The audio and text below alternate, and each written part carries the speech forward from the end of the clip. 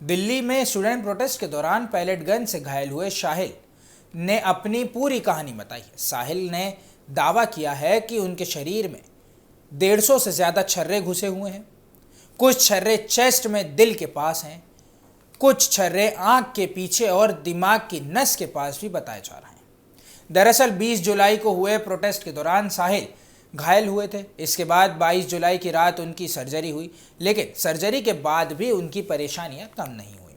साहिल का आरोप है कि फिर एफआईआर दर्ज कराने के लिए उन्हें पुलिस से कई बार शिकायत की। ऑनलाइन कंप्लेंट्स और ईमेल के जरिए भी शिकायत भेजी गई, लेकिन कई दिनों तक एफआईआर दर्ज नहीं हुई। इसके बाद साहिल राहुल गांधी के साथ संसद मार्ग थाने पहुंचे। वहां कई घंटा तक धरना दिया गया। साहिल के मुताबिक इसके बाद दिल्ली पुलिस ने एफआईआर दर्ज की है। साहिल ने बताया है कि वह हरियाणा के रहने वाले हैं और दिल्ली यूनिवर्सिटी के स्कूल ऑफ ओपन लर्निंग से पढ़ाई कर रहे हैं।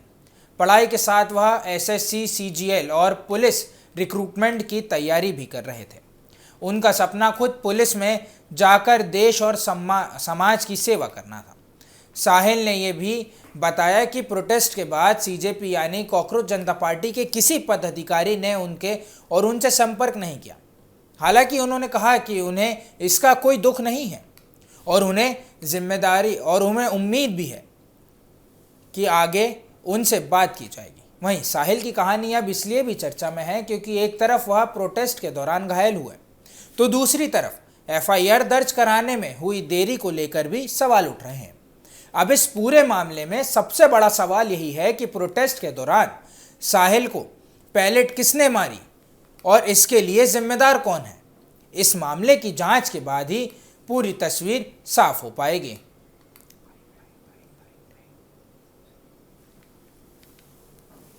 सबसे पहले तो मैं आपको बताना चाहता हूँ कि मेरा नाम साहिल लोचब है। मैं एक हिंदू परिवार से आता हूँ और जाट कम्युनिटी से आता हूँ। मेरे खिलाफ गलत नैरेटिव ना फैलाया जाए। साथ ही मैं शुक्रिया अदा करना चाहता हूँ श्री एलओपी का, जिन्होंने मेरी 8 घंटे यहाँ बैठ के उसके बाद मेरी कंप्लेंट दर्ज कराई है।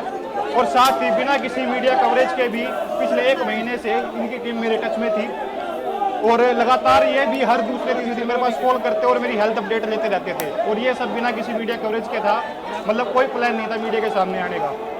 लेकिन जब कल परसों मेरी इनसे बात हुई, इनका कॉल आया कि हेल्थ अपडेट क्या है, तो मैंने बताया कि मेरी एफआईआर नहीं लिखी जा रही। तो सडन ही से कल मिलते हैं और कल मैं आपकी एफआईआर करवाने जाऊँगा। तो मैं इनका दिल से धन्यवाद करना चाहता हूँ जितनी इन्होंने मेरी हेल्प करी। और मैं साथ ही भारत की जनता का धन्यवाद करना चाहता हूँ। जब मैं बेड पे था उन्होंने मेरे लिए इतनी दुआएं करी कि मैं आज उनके सामने 200 पैलेट्स होने के बाद भी मेरे शरीर में मैं उनके सामने सीधा खड़ा हूँ। और उनकी दुआ के साथ मैं ये भी कहना चाहता हूँ कि मेरी आँख ही बहुत जल्द आ जाए। मैं भगवान से ऐसी प्रार्थना करूँगा और उनकी दुआ बहुत काम आएगी।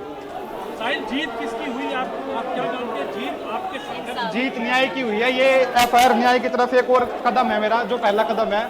पर मेरे को खुशी से ज़्यादा दुख भी है कि एलओपी के होने के बावजूद भी 8 घंटे लग गए कंप्लेंट लिखाने में, जबकि मैं खुद गवाह खड़ा हूँ। मेरे शरीर में 200 से ज़्यादा छर्रे, उसके बाद भी मेरी एफआईआर को 8 घंटे में लिया गया।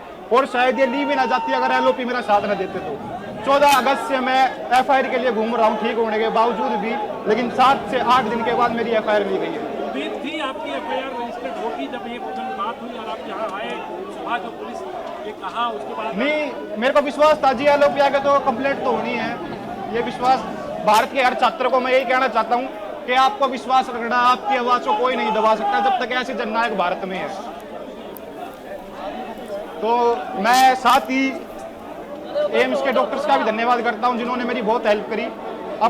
जब मैं उनके पास जाता तो मैं आपके साथ अपना पर्सनल जो एक्सपीरियंस शेयर भी करता हूँ कि जब भी मैं उनके पास जाता तो वो कहते कि we are proud of you, जिससे सुन के मेरा हौसला और बढ़ता। तो मैं उनका भी धन्यवाद करता हूँ।